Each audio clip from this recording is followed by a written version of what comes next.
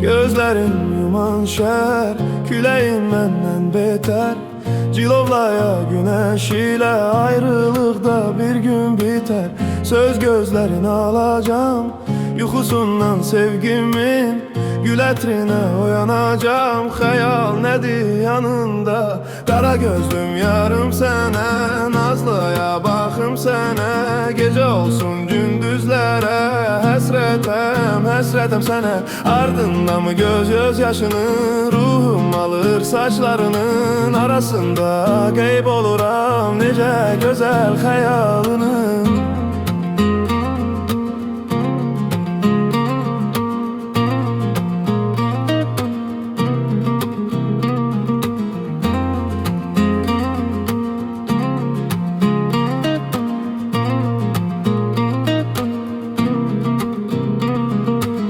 Söz gözlerini alacağım, yuxusundan sevgimin gül ətrine oyanacağım. Hayal nedir yanında, kara gözlüm yarım sənə, nazlıya baxım sənə. Gece olsun gündüzlere, həsrətəm sənə.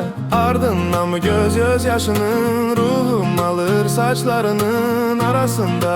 Qeyb oluram necə gözəl xəyalının.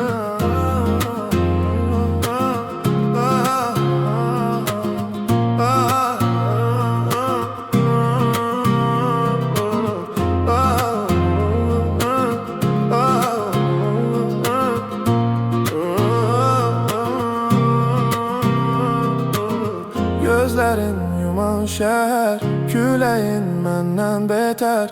Cilovlaya güneş ile ayrılıkta bir gün biter.